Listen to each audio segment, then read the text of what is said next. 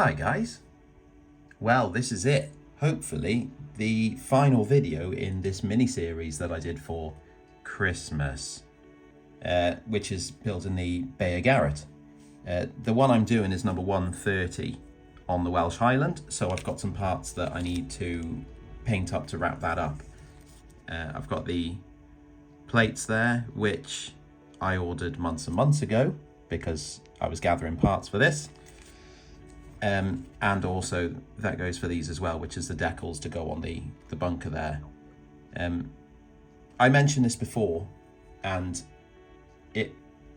some people have commented on this build and said that they would love to do this, but they haven't got the money for the 2 chassis or, you know, the parts or anything like that, because it's quite a big list and it does add up.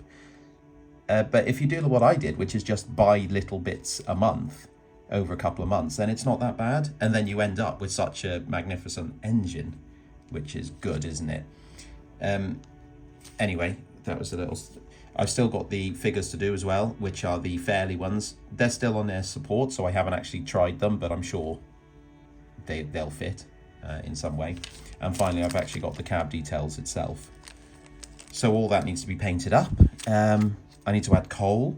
I need to paint all the other parts, all the piping and things like that. And what else do I need to do? Oh, and then varnish and weathering. So I'm going to try and push on and get it done this week. I still want to make something just to cover up. I don't know how easy it's going to be to cover up that there if I just paint it black where you can see. Because that ruins it a little bit. But I don't know. Righto, so I'm going to start with the plates and the decals, just because I've already put most of them on, so this just finishes that off. I've already cut them out, and I'm just going to soak them in some water, and also use my finger, my drippy finger, to add a little bit more, just to maximise the wettage. And that is just water. It's not that I've got, I'm not filled with mucus or anything like that. Then I will get some red, and I will use, I'm going to use pure red. That's a nice choice. This is me. That's the noises, the ambient noises of me selecting it off the shelf. I'm going with pure red, which is a army painter's colour. And the reason I'm going with that is this, that you'll see now in a minute. When I apply this red, I probably should use a primer underneath it, but I'm not that kind of guy. No, I am, but I just forgot. So I'm going to flood it. The reason I think I started saying and forgot that I'm using this colour is because it's a very, very bright red. And next to the body colour, it's much brighter, and that's how it looks on the engine. So that's what I'm going with, because why would you do it a different way? So when these are covered, I will let them dry, and then what I'll do is I'll lightly sand the tops of them, which will take the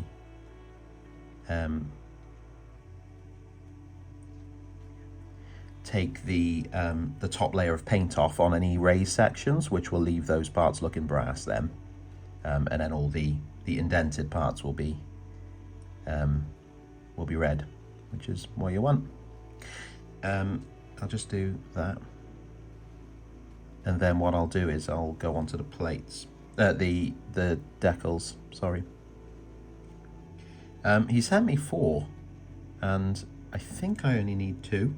I can only see 2 on the engine, so the others, I'm assuming he's done it for goodwill that I'm going to probably ruin one of them and need extra, which is a good way to think, because it's again, I haven't checked because the iPad's gone off, so I can't see the picture, but I'm assuming these will be red.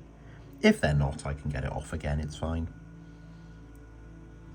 But what I like to do is actually just get that going, because it'll let them set nicely. Right, I'm going to have a go at doing the decals now, and I'm going to use Decal Fix for that. So I'm going to apply a bit onto the surface, like so. Here we go. Got a bit of that. I'm going to use my needle tip pliers just to prise that off like that, and they're very very thin backing sheet, and lob it onto there. And ideally not fold them over. See, is this why he sent me?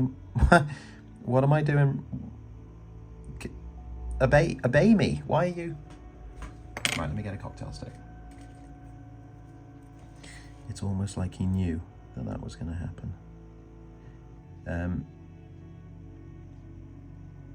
There we go.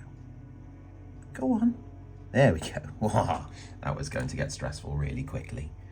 Now I'm just going to try and center them, which they look pretty good actually there, as long as they're not wonky. What I'll do is I'll start just to apply a bit of pressure with the cotton bud and run it over. That'll squeeze out not only any water or decal fix, but also air. So we're hopefully going to get a minimal amount of bubbles coming up on the surface. And this is another reason why, oh, there we go. That looks pretty good. Wonky, so I'm just going to jab it. There we go. This is one of the reasons why it's quite good to, they're very pale actually. They should be more yellowy, I think. Oh well. This is another reason why it's quite good to have a gloss surface underneath, because it applies a lot better to that. Let's flip it around, do the other side. There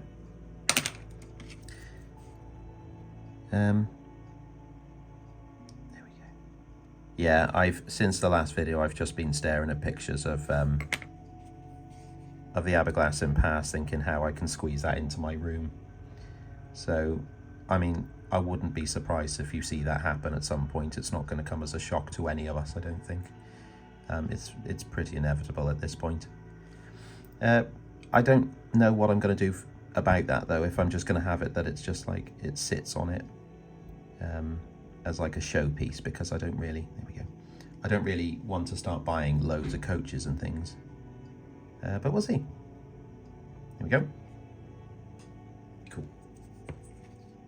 Yes, good. These are still drying. We'll ignore that for now. Actually, whilst we're on that, I'm going to do another job that I keep mentioning that I keep forgetting about, which is adding the coal. So I'm going to quickly just pour some in there, like so. And I'm going to use, I have used PVA in the past, but I'm so scared of it making a mess of the body that I'm just going to pour PVA into there. Like,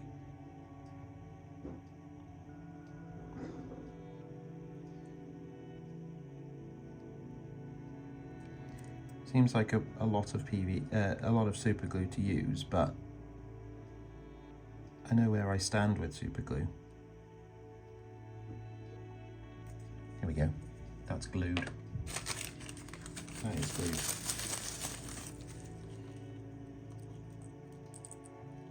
And I'm assuming because of the sheer amount of money that the Welsh Highland has, they can absolutely fill their bunkers to the brim with coal.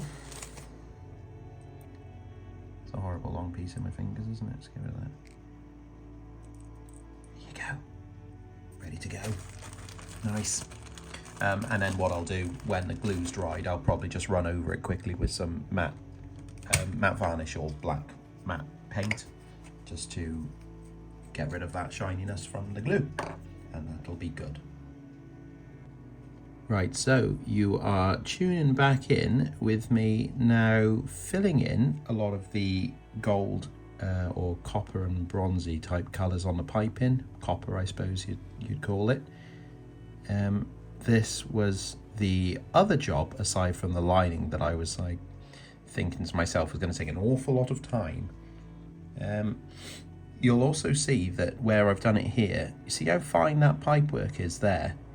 Really decent printing, but also from what I can see on other models, very easy to fill in. So I've watered my paint down quite a bit. It's acrylic anyway, but what that's doing is as it's drying, as you can see, it's still keeping the fine print detail which is awesome. Other things you'll see, I've gone around the windows. I've done a very basic interior. The reason why it's super basic is because not only is it going to be weathered, but also I've painted up the back head here, which then quite happily slots down into place with the roof on and figures in the way. It's quite hard to see anything in there anyway. So, you know, a basic run over with the colours is just fine. That's like the classic earth brown on the floor and like a creamy colour on the walls. That's about it. Aside from that, everything's looking all right, really. The front and back of the sorry, my hamster's like squeaking at me for some reason. Do hamsters squeak? Is that okay? Yeah, it's probably all right, isn't he? It's New Year's Eve, so he's probably super excited about that. I've painted all this up in black as a base coat, and then I'll go over again because I don't know if it's coming out on here, but you can very subtly see a bit of red through that. One last job, again, which I thought I didn't think of, I forgot, was actually the cow catchers here need to be, and the buffer beams actually, not the cow catchers. Buffer beams need to be red, cow catchers need to be black. And if I bring it back into shot, you'll see that I've done the plate here as well, so they need to be stuck on. But I'll probably just finish up this pipe work first, which is probably going to take... Oh, what you'll also see is, so I get a bit fed up looking back and forward at reference photos, especially like between the time that it takes to look at it and then paint and then look back. The screen of the iPhone or the iPad, whatever I'm using to look at it, has probably gone off at that point. So what I do is I dab a little bit of the colour on the pipework wherever I'm going to be painting next, and then that means I can just fill a block load of pipework on the model without having to go back and open a screen up and things like that. Little tip for you there. Well, the pipework went well. Yeah, happy with that. Yeah, nice and thin. The paint, obviously, like I said it would be. Like I said it would be, like you would doubt me. So what I'm going to do is, as you can see, I've started applying the plates. So I've got one more to do, and I thought I might as well just show that on camera. I've shown putting them on almost every build, but there we go. I've started using glue and glaze for it, because sometimes I used to use super glue, and sometimes with super glue you find that you get the white sort of residue around the plate, which just looks rubbish, doesn't it? Looks rubbish. So I've added a blob of glue and glaze onto the side of the cab. I've got my plate. I'm just going to drop it on there. Doesn't really matter that it's on the wonk, because the beauty about glue and glaze is that it's quite slow drying. So I can just suggest it into its place. Just like that. Ah, that looks good. That looks good. There we go, somewhere there. But in the middle. There we go. Good. Good. Good. Okay. What do I need to do now? I have done the plates. Oh, I tell you what else I can add is the inside of the cab, which I've also painted up, haven't I? I'll probably use super glue for that actually. So I've got it here. Doo-doo. Kind of painted up. Can't remember if I showed you that, so there you go. Gonna add a bit of glue on the back. Well, super gel, reluctantly. Doesn't need that much, does it? Because it's going to stay. Nothing's going to touch it once it's inside. Then I'm going to put it into position in the cab. Drop. There you go. Nice and easy. Look at that. And now we suddenly have a full cab.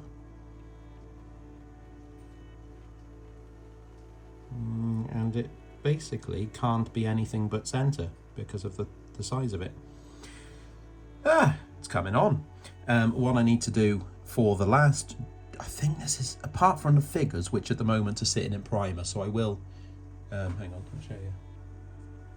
Yeah, they are here in primer. I'll probably show painting those up a little bit in a bit. But apart from that, the only thing I need to do is get the ends of the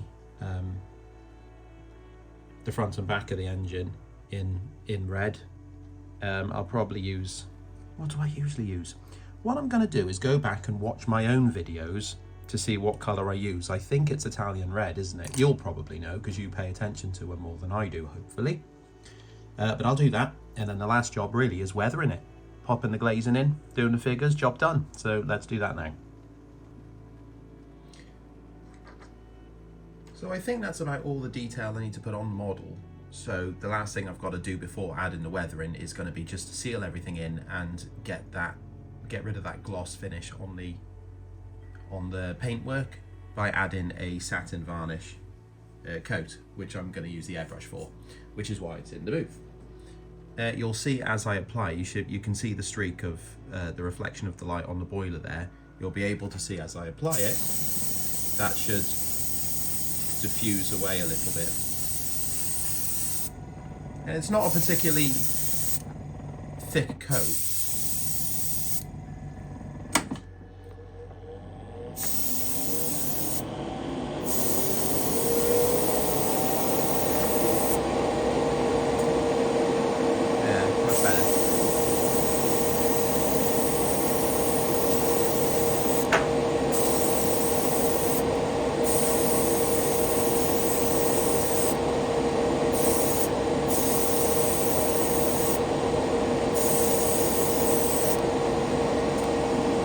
And hopefully what that will do is also, it brings all the types of paints that I use all onto the same finish, which makes it look a lot more, not realistic, but professional, I guess you could say.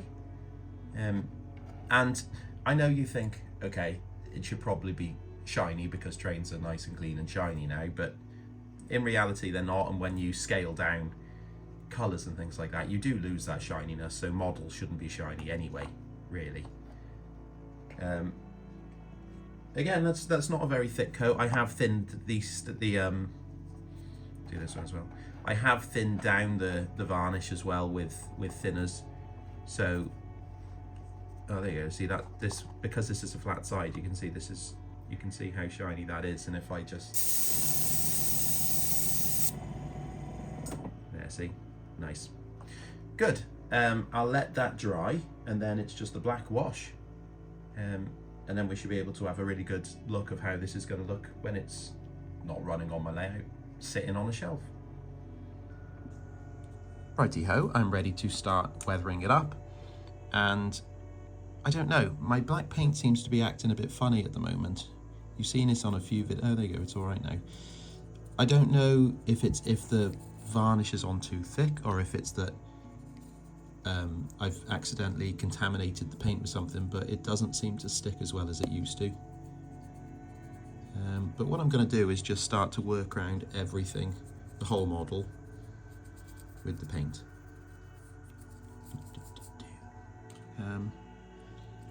Especially in areas like under there that you can't get to. You need to get to it, but you can't. So I'll try and water the paint down a little bit just to get in there. There we go. Because that's the type of place where you're going to struggle to clean if you're, if you've stopped the engine at a station and you're going to give it a quick little wipe over, you're not going to get in there. You're going to get on the sides, on the easy parts, like on the cab sides and things. So it would stay dirty. One of the things I really like about what this does is when you saw me paint round all the pipe work, it's quite hard to get a tidy job right up to the bodywork. So what this will do is actually act as like a little bit of a shadow there, and it blends the two parts together and makes it look like you know what you're doing, which is quite important. There you go, you can see I'm starting to add the water now. I really like this step. I still get a little bit hairy about it, but you know, like if you've watched my videos, more often than not, it looks all right. Actually, I don't know if I've got many models that I would say it didn't work on. I really like the look of it. And it is a bit theatrical, isn't it? That in reality, they're not going to look this dirty as a model because they're not that dirty in real life. They are a little bit dirty, but not to the extent that I do it. But it's like stage makeup. I think I've said that in the past, that, you know, it's on the layout's a show, isn't it? So you do have to exaggerate certain things. I think weathering is one of those things. I think it always looks really good if they are weathered.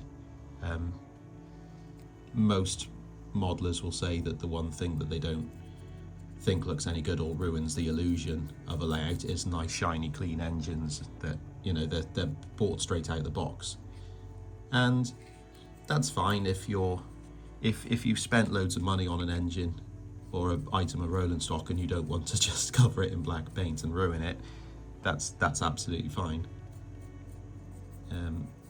But you know, if you're going for realism, that I suppose is a different thing. Yeah, I'm going to just go down onto the pipework and things like that, and then add some water as well to let it all sink in. And on the cab. And when I've gone round the other side as well, I'll let that dry off and we'll have a look how it looks, and hopefully it will look okay.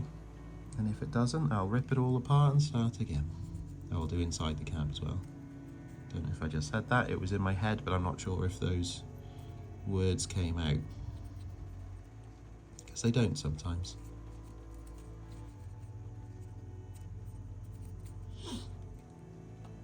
Good.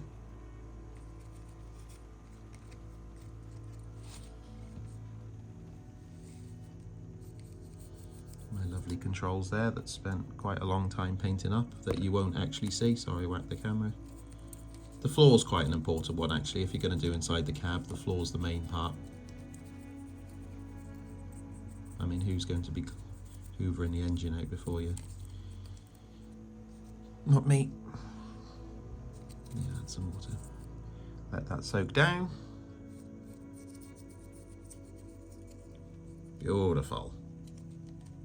Except for that area that I can't reach because the camera's there. Right, I'm going to I'll finish it off when you're not looking, and then let it dry, and we'll come back and see the final look. Well, I must say, I do like it with the weathering. Look how much of a difference it's made to the finish. The paint looks a completely different colour, and actually that's really good because I was a bit concerned how red it looked before. So that's looking good. And also, like I said, when I was doing it, it's kept it really grubby around the parts over here, which is quite nice. I've painted up figures, which I showed at the very start of this. He's got a bit of a dark. I might need to wash his face a little bit. He's been in the thick of it, isn't he? Bless him. These look like they're going to fit quite nicely. However, I'm not going to stick them in just yet. Yes, there we go, you stand there. I'm not going to stick them in yet because there's one last thing that I forgot, and that's the glazing in the windows. So when I'm doing glazing, I have this sheet of just plastic, you know, clear plastic. It's quite scratched actually, it's knackered. I should get some new plastic, but there we go, I haven't got any. I then cut it to a strip like this, which is pretty much the depth of the windows. And then I'll just cut out the individual parts then, and that will leave me with little pieces like this. These then can then go into position. These, it looks like I was aiming to go here. But, yeah, like that, but they still need a little bit shaven off. So if I just chop a little bit off there.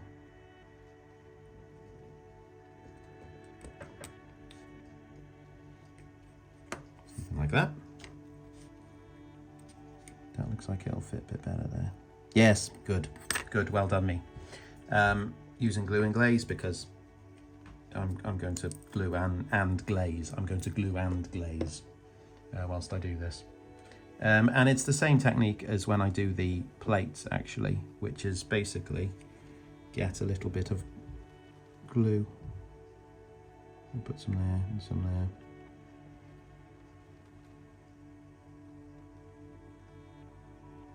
Something like that. And then the important part is remembering where you've put that clear plastic. And as I say that, I've lost it. I've lost the piece. I've lost it. It's gone. I have to cut some more. Honestly, to think that I'm a responsible adult. Yes, Lil. Yeah. Snuck away to film, didn't I? Yeah. Good. Good filming at home. Right, that will then get glued down into there. You know, I just said I was filming. Can you just keep it down? Here we go. One day, I'll have a workshop where people won't find me. Yeah, you. There we go, so that's in place now, look. So I'll just go around and do the rest, and then I will finish it off, put it back together. Well, that's it. That's the Beyer-garratt all done. You will see that it's sitting on a block of glass. That's because I was going to put it on my nice little turntable, but it doesn't actually fit. So this is the next best thing. You might have even seen it on social media because I've been posting pictures of it this week just because I'm really happy with how it's come out. The level of weathering I think I've got on it really has not only completely changed the colouring from the Humbrol 20, which was actually very red, and brought it right down to this this darkish colour, which is much nicer, that it's almost it's really brought realism to it, which is fantastic. I have tried putting it on Llangwernol and it doesn't fit. Someone also asked if I could run it on Cornish for a laugh, and it doesn't fit. It doesn't fit. It doesn't fit anywhere. So I think I will probably leave it where it is for now because I'm going to plough on with Llangwernol's Scenics to try and get that up to speed now. But eventually I think I'll probably have a break and do maybe a little diorama of Aberglass and Pass or something like that, just to run this on. Yeah. I don't know what else I can say, really. I'm really happy with it. I think for the money, all right, you do have to buy the two chassis, and the body itself I think is about £80. Figures, plates, decals, like it does all add up, but I mean it's a Beyer-garratt in 009. Okay, so like unless you're going to fork out for the backwards miniatures one and then fork out for someone who's skilled enough to build it, because I definitely wouldn't approach that myself, you're looking at like probably easily over £1,000 anyway. So this is good. I think it's really good. The Michael Tucker, who designed this kit, asked for my feedback of how he could improve it going forward. The main issues for me have been the fact that you can see here, and I think what I'll probably do, because there is a little bit of room in there, I might just make like a casing around it. But like he did look at that, and the issue is he's designed this that it will go round quite tight curves. So if you start fiddling around here, you're going to lose that flexibility. So that's why he's done it. It's a compromise. The other one that I would like to change are the dummy pony trucks front and back here, which are obviously just printed on the 3D parts. Again, I mentioned that, and again, that is something that he's already looked into and how he can sort that out. But I think one of the advantages of this particular kit is that it gives you a Beyer-garratt when you might not have a huge amount of skills. When you start fiddling with other bits like the pony trucks and things, that's bringing in more like another skill set, which you might not have, which might put you off the kit.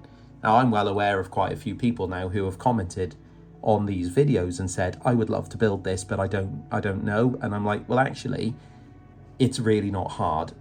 Okay, I've done very fine lining and things, but I think you get a lot of model for not a huge amount of skill. It does take time. The lining took a lot of hours, but it's not a huge amount of skill. You know, it's patience, and that's about it. So, you know, you can really have a go at this if you're nervous about it. I mean, I was avoiding it, actually, because I had it on the workbench for a while and I was gathering all the parts. And when I ran out of excuses, I was like, right, well, I'm going to have to do it. And actually, it was really enjoyable. All right, I haven't necessarily been sober for a lot of the build, but I'm well happy with it. So there we go. Give it a go. I really suggest giving it a go. Oh, actually, on that front, I know that people have said to me that it was out of stock on the website, and the link's, I think, still in my description for all these videos where you can get the parts. I mentioned that to Michael, and he's amended that.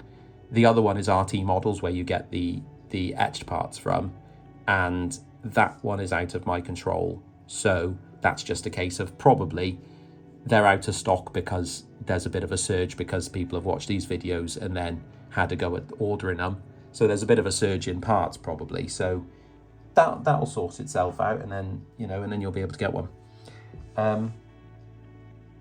Yeah, chuffed. So I don't know in terms of exhibitions if I'm doing. I was meant to be back at Rapido this year, but actually I can't get the Friday off, so I'm not going to be doing that. I don't know. I don't have any exhibitions booked in this year. So actually, if you know someone who has anything to do with a narrow gauge specific exhibition, maybe get in touch with me, because I'm looking for a couple this year to take to Narrowgauge to, and I'll probably take the Garratt with me, so you'll be able to see that if I go to one. Yes, I will show. I was going to talk about Narrowgauge quickly, but actually I'll leave that until next week, because I'm going to show you how much I've done on the side of doing this Garratt, because I've tried to keep going with that as well. So yeah, okay, that's Christmas done, that's New Year's done, and that's the Garratt done. So well, back to work, I guess. Yay. Cheers.